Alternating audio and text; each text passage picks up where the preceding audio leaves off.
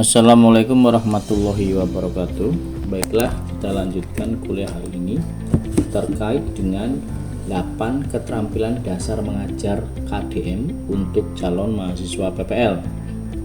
Jadi ada 8 itu adalah yang pertama adalah memberikan variasi, kemudian membuka dan menutup pelajaran, bertanya dasar dan lanjut, memberi penguatan, mengelola kelas, menjelaskan, memimpin diskusi kelompok, dan mengajar kelompok kecil dan perorangan. Baiklah, kita bahas satu persatu. Yang pertama, bab 1 adalah memberi variasi, memberi variasi.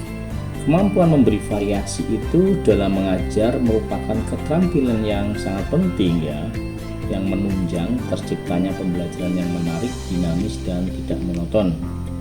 Jadi variasi yang dimaksud itu mencakup berbagai aspek seperti intonasi suara, kemudian penggunaan media pembelajaran, pergerakan fisik guru, bergerak ke sana ke depan dan ke belakang misalnya, hingga pola interaksi dengan siswa. Tanpa adanya variasi, kegiatan belajar mengajar itu membosankan, dan itu mengurangi motivasi siswa untuk belajar. Jadi ini hal yang sangat penting. Guru yang efektif itu biasanya mampu menggunakan variasi dalam nada suara, seperti meninggikan suara ketika menekankan poin penting, atau memperlambat kecepatan bicara saat menjelaskan konsep yang mungkin rumit bagi siswa gitu. Kemudian ada mimik wajah juga, dan gerakan tubuh juga berperan besar dalam menyampaikan makna yang disampaikan oleh gurunya, baik nonverbal ataupun verbal Misalnya senyum atau memberikan rasa nyaman. Sedangkan gerakan tangan juga yang jelas bisa memperkuat penjelasan jadi banyak sekali. Kemudian penggunaan kesenyapan atau jeda itu secara tepat juga termasuk strategi variasi yang ampuh. Saat guru berhenti sejenak setelah mengajukan pertanyaan, siswa diberi kesempatan untuk berpikir. Ada kontak pandang yang konsisten yang menandakan guru itu memperhatikan semua siswa dan menjaga keterlibatan mereka. Dalam variasi interaksi, guru harus bisa mengubah pola komunikasi dari guru ke siswa, teacher centered, ke siswa ke siswa, peer centered. Ini bisa dilakukan melalui diskusi kelompok, kemudian ada presentasi, ada tanya jawab terbuka. Jadi guru perlu menggunakan variasi visual seperti papan tulis, terus gambar, grafik, atau alat bantu yang lain Kemudian akhirnya terkait dengan materi bab 1 ini, variasi. Jadi variasi dalam kegiatan belajar itu seperti simulasi, seperti eksperimen, seperti role play atau belajar melalui proyek yang akan membantu siswa itu belajar dengan berbagai gaya. Guru yang mampu memberikan variasi dengan tepat akan menciptakan suasana belajar yang menyenangkan dan meningkatkan efektivitas pembelajaran secara keseluruhan. Sekarang kita beralih ke contohnya yang saya jelaskan tadi itu variasi misalnya saat mengajar topik perubahan wujud benda misalnya ada guru di kelas ada mengajarkan topiknya itu tentang perubahan wujud benda, maka seorang guru itu menggunakan suara tegas saat menjelaskan proses mencair, tegas, mencair itu. Lalu mengecilkan suara saat menggambarkan penguapan untuk membangun suasana hening dan fokus. Mencair, penguapan. Jadi ada intonasi yang berbeda. Kemudian ia berpindah dari papan tulis ke tengah. Jadi dari depan berjalan ke tengah. sambil menunjukkan es batu dalam gelas. Jadi bawa es batu sama gelas nih, dia gurunya berjalan dari depan ke belakang. Kemudian menayangkan video singkat tentang penguapan, ya ada videonya penguapan. Nah di akhir siswa diminta misalnya ya membuat gambar perubahan wujud dalam kelompok, misalnya kombinasi gaya suara, media konkret, dan aktivitas siswa. Visual ini ya membawa siswa tetap antusias. Jadi kombinasi suaranya si guru, media konkretnya guru, apa mulanya medianya konkretnya ya sepatu, dan aktivitas visual ini kan membuat siswa akan tetap antusias. Variasi ini membuat siswa lebih fokus. Jadi seperti itu. Selanjutnya adalah bab 2 tentang membuka dan menutup pelajaran. 8 KDM, satunya variasi, 2-nya membuka dan menutup pelajaran. Nah, membuka dan menutup pelajaran itu merupakan 2 aktivitas penting dalam proses pembelajaran yang memiliki strategis dan mengarahkan dan mengakhiri kegiatan belajar siswa. Mengarahkan, mengakhiri, membuka dan menutup pelajaran siswa. Pembukaan pelajaran yang baik itu dapat meningkatkan minat belajar, mengaktifkan pengetahuan awal, serta mengarahkan perhatian siswa pada tujuan pembelajaran. Sedangkan penutupan pelajaran membantu merangkum isi pembelajaran tadi yang sudah disampaikan, memperkuat pemahaman siswa, dan memberikan kesan yang bermakna. Nah, mari kita bahasnya, ada contohnya nanti. Nah, dalam membuka pelajaran, guru dapat memanfaatkan berbagai teknik, misalnya apersepsi, motivasi, atau kegiatan pembuka yang menarik. Jadi, apersepsi itu apa sih? Tujuannya yaitu untuk menghubungkan materi yang akan diajarkan dengan pengetahuan atau pengalaman sebelumnya yang dimiliki oleh siswa. Jadi ada keterkaitan. Misalnya, guru bisa menanyakan pengalaman siswa yang relevan dengan topik pelajaran atau menampilkan gambar-gambar yang merangsang rasa ingin tahu si siswa ini. Motivasi juga salah satu hal yang penting ya. Dalam bentuk kata-kata, penyemangat, dengan menunjukkan manfaat praktis dari pelajaran yang akan diberikan. Selain itu, guru bisa menyampaikan tujuan pembelajaran juga secara jelas. Tujuan ini apa sih? Untuk membantu siswa memahami arah dan hasil yang diharapkan dari pembelajaran. Nah, guru bisa menggunakan kalimat sederhana, misalnya, hari ini kita akan belajar tentang gaya gesek, dan di akhir pelajaran kalian akan bisa menjelaskan serta memberikan contoh gaya gesek dalam kehidupan sehari-hari. Nah, misalnya itu contohnya ya. Nah, kemudian pada akhir pembelajaran, guru juga harus menutup pelajaran dengan kegiatan yang merefleksikan kembali materi yang tadi diajarkan. Penutupan yang baik mencakup misalnya ya, merangkum isi pelajaran, mengevaluasi tercapaian tujuan, dan memberikan penugasan jika perlu ya. Oke ya, jadi intinya seperti ini ya. Intinya jadi bahwa jadi guru itu ya sebaiknya itu memberikan arahan untuk kegiatan belajar selanjutnya. Nah, itu juga harus ada atau menyambungkan dengan materi berikutnya agar terjadi kesinambungan hubungan. Jadi membuka dan menutup itu ya membuka penutup pelajaran itu ya bukan sekedar formalitas, bukan formalitas. Ini melainkan strategi yang akan memperkuat struktur dan makna pembelajaran secara keseluruhan. Nah, oke, kita berikan contoh lagi ya, walaupun tadi sudah ada contoh. Nah, contohnya seperti apa sih? Contohnya gini, misalnya ada seorang guru ya. Ada seorang guru, dia membuka pelajaran tentang ekosistem. Ya, misalnya dengan menayangkan video kerusakan hutan dan menanyakannya. Menanyakan siapa? Ke siswa dong, ya kan? Apa yang terjadi jika hutan di dunia ini habis? Nah, siswa kan penasaran, ada video terus tanya apa yang terjadi jika hutan di dunia ini habis. Siswa kan penasaran ya kan, kemudian menyampaikan tujuan pelajaran dan menuliskan indikatornya di papan tulis. Gurunya itu menuliskan. Nah, di akhir pelajaran gurunya mengajak siswa untuk menyebutkan satu hewan saja yang mereka pelajari hari itu dan bagaimana hubungan hewan tersebut dengan lingkungan. Nah, kemudian setelah itu gurunya memberikan tugas. ya, memberikan ringkasan dulu tentu saja, dan memberikan tugas observasi lingkungan sekitar rumah gitu. Jadi itu aja, untuk simpel aja itu ya. Kemudian keterampilan berikutnya itu adalah keterampilan bertanya dasar dan lanjut. Saya ulangi ya, bertanya dasar dan lanjut. Jadi keterampilan bertanya itu adalah salah satu inti dari strategi pembelajaran aktif ya, yang bertujuan untuk apa? Untuk mendorong partisipasi, menggali pemahaman siswa, serta mengembangkan kemampuan berpikir kritis. Bertanya dalam konteks pengajaran itu terbagi menjadi dua jenis utama. Apa itu? Pertanyaan dasar dan pertanyaan lanjut.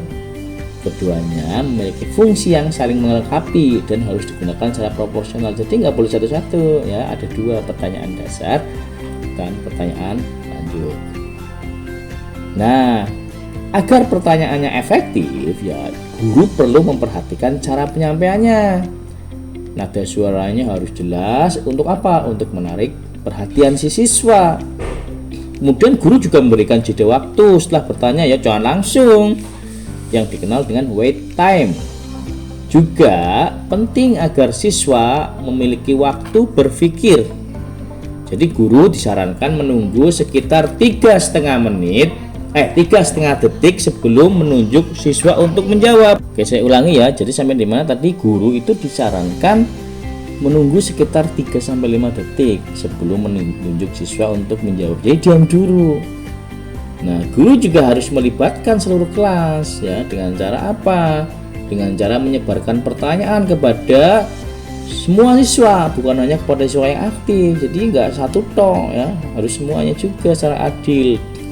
Jadi teknik seperti pertanyaan dilempar ke seluruh kelas sebelum menunjuk siswa tertentu. Jadi dilempar dulu baru ditunjuk kalau memang nggak ada yang jawab. Nah, guru juga memberi pertanyaannya itu pertanyaan yang bertingkat. Tadinya pertanyaan dasar, kemudian naik ke pertanyaan lanjut. Nah, menanggapi jawaban siswa ya, menanggapinya. Kemudian guru kan menanggapi jawaban siswa juga bagian dari keterampilannya si guru ini loh. Jadi menanggapi pertanyaan, setelah pertanyaan ditanggapi, itu bagian dari keterampilannya. Guru harus memberikan umpan balik, menanggapi yang membangun, baik terhadap jawaban benar ataupun salah, membangun positif ya. Jawaban yang tidak tepat harus dijadikan peluang belajar, misalnya dengan mengarahkan siswa untuk menemukan jawabannya sendiri melalui penunjuk atau melalui nanti pertanyaan lanjutannya ya. Jadi guru itu harus betul-betul pertanyaan dasar dan pertanyaan lanjut. Dengan mengembangkan keterampilan bertanya pada guru secara seimbang antara pertanyaan dasar dan pertanyaan lanjut, nah guru atau kita dapat menciptakan pembelajaran yang dinamis, mendalam, dan mendorong siswa menjadi pemikir yang aktif dan reflektif. Oke, sekarang saya beri contoh nih untuk keterampilan ini ya, keterampilan pertanyaan dasar dan pertanyaan lanjut. Misalnya gini, ada seorang guru gitu ya, gurunya ini bertanya, siapa yang tahu kapan proklamasi kemerdekaan Indonesia dibacakan? Oke, pertanyaannya, siapa yang tahu kapan proklamasi di kemerdekaan Indonesia dibacakan? Setelah mendapat jawaban, si guru ini melanjutkan dengan pertanyaan lebih dalam. Nah, setelah dijawab mahasiswa saya jawab ya dilanjutkan. Mengapa Bapak Soekarno dan Hatta memutuskan untuk memproklamasikan kemerdekaan pada tanggal itu, bukan yang lain? Nah, ini kan pertanyaan lanjut yang lebih sulit ya dari pertanyaan pertama. Jadi pertanyaan dasar yang membuka jalan diskusi, pertanyaan lanjutnya mendorong analisis kritis terhadap latar belakang sejarahnya. Jadi itu contohnya. Kemudian keterampilan dasar yang keempat itu adalah apa? Memberikan penguatan. Jadi memberikan penguatan itu adalah keterampilan dasar mengajar yang sangat penting pokoknya, penguatan itu. Untuk apa sih? Untuk menciptakan motivasi belajar dan memperkuat perilaku positif siswa di kelas. Jadi penguatan yang tepat akan meningkatkan semangat, memperbaiki perilaku, dan membantu siswa membangun kepercayaan diri. Penguatan dapat berupa apa? Bersifat verbal, berupa verbal atau berupa non verbal, atau penghargaan tertentu gitu ya. Penguatan non verbal ya, itu verbal kan ucapan. Penguatan non verbal itu dapat berupa senyuman, Anda senyum, acungan jempol, anggukan kepala, atau menempuk bahu siswa. Kemudian kontak mata yang hangat dan ekspresi wajah juga merupakan bentuk penguatan yang efektif. Jadi kontak mata yang hangat dan ekspresi jangan seperti menakutkan gitu ya. Jadi atau menyebalkan gitu ya. Jadi ini sangat berpengaruh. Kemudian isyarat ini juga menunjukkan bahwa guru memperhatikan dan menghargai partisipasi siswa tanpa harus selalu menggunakan kata-kata itu non verbal ya. Jadi juga simbolik ya, guru memberikan penguatan berupa simbolik seperti mencatat nama di mana di papan tulis ya sebagai bentuk penghargaan, memberikan stiker atau membagikan poin kelompok dan penghargaan sederhana, pokoknya bisa motivasi deh gitu ya. Nah penting ya untuk diingat itu penguatan itu tidak hanya sekedar diberikan untuk jawaban benar atau perilaku baik loh, tetapi juga untuk usaha dan partisipasi. Misalnya apa? Siswa yang mencoba menjawab kalau jawabannya belum tepat tetap layak mendapat penguatan. Kenapa? Karena ini akan menumbuhkan rasa percaya diri dan keberanian untuk berpartisipasi aktif. Nah kemudian ada keseimbangan juga. Terlalu sering juga nggak bagus ya, nanti menurunkan makna dan efektivitasnya, menurunkan kualitas penguatan itu sendiri ke siswa, terlalu mudah mendapatkan gitu kan, sehingga sementara itu ya jarang juga membuat siswa merasa tidak dihargai.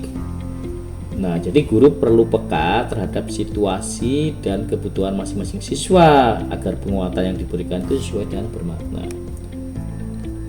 Memberi penguatan juga berfungsi untuk mengontrol perilaku siswa. Siswa yang mendapat penguatan atas perilaku positif cenderung akan mengulangi lagi perilaku positif itu sehingga menciptakan lingkungan belajar yang kondusif. Nah, guru juga harus konsisten dalam memberikan penguatan agar siswa itu memahami nilai dan perilaku dari usaha mereka. Nah, oke ya, jadi itu mudah-mudahan Anda paham ya. Nah, sekarang contohnya, jadi misalnya ada siswa mencoba menjawab soal dari gurunya. Nah, salah satu gurunya tersenyum ya dan berkata, "Bagus, kamu sudah berani mencoba. Ayo kita lihat lagi bersama." Nah, jadi si guru ini kemudian mengajak siswa lain memberikan masukan, lalu kembali memberikan apresiasi. "Ternyata cara kamu hampir benar loh, tinggal sedikit perbaikan." Nah, jadi seperti itu. Nah, siswa kan merasa dihargai dan semangatnya untuk mencoba lagi. Bahkan ini kan akan memotivasi siswa lain untuk berperilaku yang sama, mencoba menjawab. Jadi seperti itu. Keterampilan berikutnya apa? Keterampilan berikutnya adalah mengelola kelas. Jadi mengelola kelas itu merupakan keterampilan yang penting yang mencerminkan kemampuan kita atau guru itu dalam menciptakan lingkungan belajar yang kondusif, tertib, dan mendukung proses pembelajaran yang efektif. Pengelolaan kelas yang baik itu tidak hanya berkaitan dengan kedisiplinan, tapi juga untuk menciptakan kemampuan guru dalam membagi perhatian, menanggapi dinamika kelas, serta memfasilitasi interaksi yang sehat antar siswa. Nah, salah satu aspek utama dalam pengelolaan kelas adalah sikap tanggap guru terhadap perilaku siswa. Guru yang tanggap itu mampu membaca situasi kelas secara visual maupun verbal, misalnya dengan pandangan mata, gerakan mendekat, nanti kita kasih contohnya, atau memberikan pernyataan singkat yang bentuknya teguran tepat waktu. ketika guru menunjukkan bahwa ia waspada terhadap apa yang terjadi di kelas, itu siswa akan merasa diperhatikan loh, dan cenderung menjaga perilaku mereka. Pembagian perhatian secara merata kepada siswa itu tantangan ternyata loh. Guru itu harus memastikan bahwa tidak ada siswa yang diabaikan. Hal ini karena dapat dilakukan dengan kontak mata kita, sapaan, kemudian menggunakan teknik pertanyaan menyebar, tidak yang aktif saja tapi semuanya. Guru juga perlu memusatkan perhatian kelompok dengan menciptakan suasana fokus sebelum memulai pelajaran. Nah, kemudian yang ingin saya jelaskan lagi, guru juga harus menyesuaikan gaya pengelolaan kelas dengan kebutuhan siswa. Tidak semua strategi itu bisa diterapkan secara kaku. Dalam beberapa kondisi, guru itu mungkin perlu lebih fleksibel dan berempati, khususnya jika menghadapi siswa dengan kebutuhan khusus atau tantangan emosional. Nah, secara umum, keterampilan ini ya, keterampilan mengelola kelas, menciptakan kemampuan preventif dan intervensif. Preventif itu dilakukan dengan menciptakan peraturan kelas, menyusun rutinitas, atau membangun budaya kelas yang positif. Nah, sementara itu intervensif itu dilakukan saat muncul gangguan, kalau ada gangguan, seperti memberikan konsekuensi atau mendampingi siswa yang bermasalah. Jadi kita harus mengkombinasikan keduanya. Supaya apa? Supaya kegiatan belajar itu aman, menyenangkan, dan produktif. Seperti itu ya pengelola kelas ya. Nah, contohnya apa nih? Nah, contohnya gini nih ya. Misalnya ada kelas gitu ya. Ada kelas itu terkenalnya gaduh. Nah, guru kelas itu, gurunya itu ya harus menerapkan sistem bintang kelompok misalnya. Setiap kelompok yang tertib saat pelajaran dimulai akan mendapatkan bintang di papan tulis. Gurunya itu menggunakan aba-aba dengan tangan untuk memusatkan perhatian dan mendekati sudut-sudut kelas yang ramai tanpa perlu banyak bicara. Mendekati saja. Nah, ketika satu kelompok itu gaduh, guru mengurangi satu bintang secara tenang sambil tetap tersenyum ya. Pokoknya tetap senyum, nggak usah marah gitu kan. Nah, dalam seminggu suasana kelas akan menjadi lebih kondusif loh. Karena apa? Karena si siswa itu termotivasi menjaga ketertiban. Oke ya, 2 keterampilan lagi ya. 3 ya, 6, 7, 8 ya. Nah, sekarang yang ke-6 itu keterampilan penting juga ya, keterampilan menjelaskan. Jadi keterampilan menjelaskan itu adalah inti dari aktivitas mengajar, karena intinya kan kita menjelaskan materi. Menjelaskan itu berarti menyampaikan informasi atau konsep agar siswa itu memahami secara jelas dan menyeluruh. Kemudian penjelasan yang baik tidak hanya informatif, tetapi juga komunikatif dan mampu membangun makna bersama antar guru dan siswa. Langkah pertama dalam menjelaskan adalah menyusun bahasa yang mudah dimengerti. Ya, menyusun bahasa yang mudah dimengerti. Guru itu harus mempertimbangkan keterbatasan kosakata dan kemampuan berpikir siswa, kan kemampuan berpikirnya berbeda dengan kita sebagai guru. Sehingga kita juga perlu menggunakan istilah teknis atau kalimat yang tidak berbelit, yang mudah dipahami pokoknya ya. Kalimatnya singkat, padat, langsung pada pokok bahasa, sehingga akan mudah diserap dan dicerna oleh siswa. Oke ya. Nah, kemudian menekankan teknik kelanjutan dalam menjelaskan, itu guru dapat menekankan hal penting melalui apa? Dalam menjelaskan untuk ada hal penting itu misalnya apa?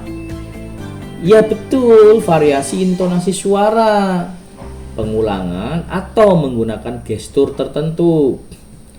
Misalnya mengangkat jari sambil menyebutkan poin-poin utama atau menulis kata kunci di papan. Kemudian ada balikan atau umpan balik dari siswa juga tidak boleh diabaikan. Ya, guru harus aktif. Aktif apa? Ya menanyakan pemahaman siswa melalui pertanyaan yang reflektif, diskusi, atau ya latihan singkat ya. Berdasarkan apa? Berdasarkan tanggapan siswa, guru dapat menyesuaikan dan mengulangi bagian penjelasan yang belum juga jelas oleh siswa. Jadi sabar gitu ya. Jadi secara keseluruhan, keterampilan menjelaskan itu memadukan aspek bahasa, visual tampilan ya, struktur, dan terakhir apa? Interaksi.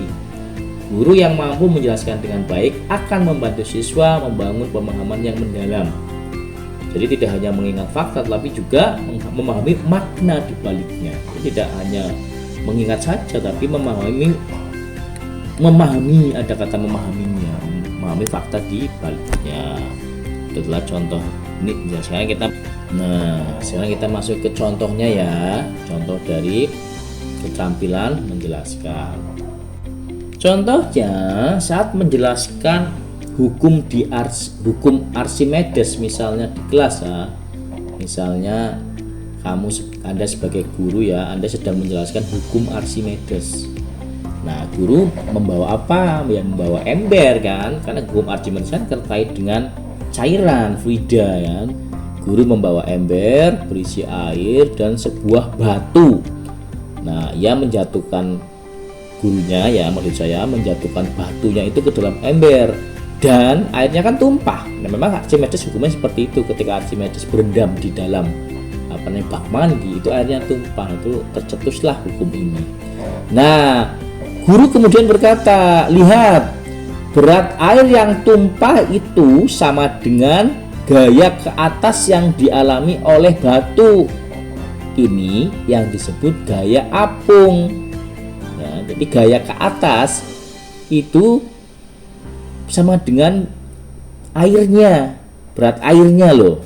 Gaya yang ke atas yang menekan batu itu sama dengan airnya yang keluar, yang tumpah. Nah, dengan demonstrasi sederhana dan kalimat yang mudah dimengerti tentunya, maka siswa ya insya Allah bisa memahami ya konsep yang biasanya sulit kan, hukum Archimedes apa sih gitu kan. Nah, kasihan contohnya seperti itu. Jadi itu ya contohnya ya. Baiklah, kita lanjutkan ya, keterampilan memimpin diskusi kelompok. Nah, diskusi kelompok itu merupakan metode pembelajaran ya yang memungkinkan siswa terlibat aktif dalam mengembangkan pemahaman melalui apa? Melalui pertukaran ide. Guru yang memiliki keterampilan memimpin diskusi kelompok akan mampu membimbing arah diskusi tanpa mendominasi ya, serta mendorong siswa untuk mengemukakan pendapat dengan sopan dan logik. Nah, salah satu indikator keberhasilan guru dalam diskusi kelompok adalah sikap kerjasama dan semangat siswa. Guru itu perlu menciptakan suasana yang mendukung, di mana setiap siswa itu akan apa? Akan merasa aman untuk berbicara, jadi tidak diintimidasi. Hal ini tuh bisa dilakukan dengan membagi kelompok secara adil dan memberikan peran kepada tiap anggota seperti pencatat, moderator, dan penyaji. Urunan pendapat atau kontribusi ide pendapatnya si siswa ya itu harus didorong dan dihargai. Guru dapat memberikan stimulus seperti misalnya studi kasus, pertanyaan terbuka, atau skenario masalah yang relevan. Dalam menilai kontribusinya siapa ya si siswa, itu guru perlu memperhatikan aspek kelogisan, ketelitian, dan kejelasan dan relevansi argumennya si siswa. Ya, jadi seperti itu. Ya, jadi keterampilan memimpin diskusi itu menekankan pentingnya mendengarkan aktif. Siapa yang mendengarkan? Gurunya. Guru juga perlu menunjukkan bahwa Anda itu benar-benar menyimak apa yang disampaikan siswa. Hal ini dapat terlihat melalui apa ya, kontak matanya, mencatat poin penting, atau guru bisa memberikan pertanyaan lanjutan atas pernyataan tadi siswa. Diskusi yang dipimpin dengan baik akan meningkatkan keterampilan berpikir kritis, kerjasama, dan komunikasi. Jadi ini juga menumbuhkan rasa tanggung jawab siswa terhadap proses pembelajaran karena mereka berperan aktif dalam membangun pengetahuan bersama. Nah, sekarang kita menginjak contohnya. Contoh dari apa? Contoh dari bab 7 tadi, memimpin diskusi kelompok. Misalnya ya, dalam sebuah pelajaran di kelas, pelajaran misalnya tentang PPKN ya, tentang demokrasi. Nah, guru membagi siswa menjadi kelompok dan memberikan studi kasus. Nah, kemudian jika kamu menjadi ketua kelas ya, kepada si siswa, jika kamu menjadi ketua kelas, bagaimana cara mengambil keputusan adil saat temanmu berselisih? Ayo ayo gimana? Ya, kemudian menunjuk moderator. Ya, siapa? Ya, si guru ini menunjuk moderator, pencatat dan penyaji dari tiap kelompok, lalu mengamati jalannya diskusi. Nah, saat satu kelompok keluar topik, guru mendekat dan bertanya. Saat ada kelompok yang keluar topik, bertanya, bagaimana pendapat kelompokmu tentang musyawarah? Nah, kemudian diskusikan akan berada di jalur lagi. Nah, di akhir, perwakilan kelompok mempresentasikan hasil dan si gurunya ini akan memberikan umpan balik ya. Jadi itu contohnya. Kemudian keterampilan yang terakhir adalah mengajar kelompok kecil dan perorangan. Mengajar dalam kelompok kecil atau perorangan itu menuntut pendekatan yang lebih personal dan adaptif ya. Nanti kita bahas lebih detailnya ya. Dalam konteks ini, guru harus mampu menyesuaikan strategi pengajaran dengan kebutuhan individu siswa, baik dari segi akademik, emosional maupun sosial. Nah, salah satu keterampilan utama adalah kemampuan mengorganisasi aktivitas secara efektif. Nah, itu keterampilannya ya. Kemampuan mengorganisasi aktivitas secara efektif. Guru harus memberi orientasi yang jelas, kualitas tugas yang sesuai, serta membagi perhatian secara merata. Dalam kelompok kecil, guru harus bisa mengkoordinasi dan memfasilitasi interaksinya. Interaksi apa? Interaksi antar siswa tanpa kehilangan fokus utama pembelajaran. Kemudian bimbingan atau ya misalnya supervisi ya terhadap proses belajar itu dilakukan secara langsung dan intensif. Nah, jadi guru berperan sebagai tutor, fasilitator, dan katalisator mempercepat. Kemudian memberikan penguatan, memberikan nasihat, serta menilai kemajuan siswa secara berkala menjadi ya tugas guru ya, memang seperti itu. Nah, kemudian keterampilan interpersonal itu juga menjadi sangat penting. Guru perlu menunjukkan kehangatan, mendengarkan dengan empati, serta memberikan respon yang mendukung. Membangun hubungan saling percaya itu akan menciptakan suasana belajar yang nyaman, efektif ya. Dan siswa itu merasa dipahami dan dihargai. Mereka akan lebih terbuka dalam proses belajar. Nah, akhirnya guru perlu merancang kegiatan yang menyenangkan dan menantang bagi siswa ini. Nah, kegiatan ini harus mampu merangsang pokoknya. Merangsang siswa untuk berpikir, bertanya, mengeksplorasi. Guru juga memberikan tugas-tugas yang bertingkat kesulitannya, serta peluang bagi siswa untuk ikut merencanakan kegiatan, sehingga akan menumbuhkan rasa memiliki proses belajar tersebut. Jadi, mengajar kelompok kecil dan perorangan itu adalah bentuk pembelajaran yang sangat manusiawi. Maksudnya, guru bukan hanya sebagai penyampai informasi, tetapi juga sebagai pembimbing perkembangan siswa secara utuh. Jadi, ya, dengan keterampilan ini guru itu dapat membangun pendidikan yang inklusif, adaptif, dan bermakna bagi setiap individu.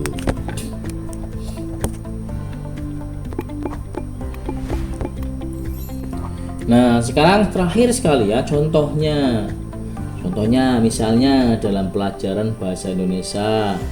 Nah, guru itu mendekati dua siswa yang belum bisa membaca lancar. Nah, kemudian misalnya ini ya ada misalnya ya SD lah ya, guru mendekat dua siswa yang belum bisa membaca lancar. Ia mengajak keduanya ke pojok baca selama 15 menit sebelum pelajaran dimulai.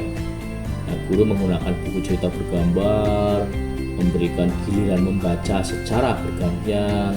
Nah, saat satu siswa membaca, yang lain itu menunjuk kata demi kata. Nah, guru memberikan ujian setiap kemajuan kecil dan mencatat perkembangan mereka, dua orang anak ini. Nah, setelah 2 minggu, kedua siswa akan meningkat signifikan. Dari apa? Dari kelancaran membacanya, karena itu yang disuliti oleh siswa ini. Dan si siswa ini juga akan lebih percaya diri kan, terbantu kan, di kelas itu dia akan lebih percaya diri karena sudah bisa membaca dengan lancar. Nah itu ya poin-poin yang ingin saya sampaikan, 8 KDM, keterampilan dasar mengajar. Semoga bermanfaat. Terima kasih. Wassalamualaikum warahmatullahi wabarakatuh.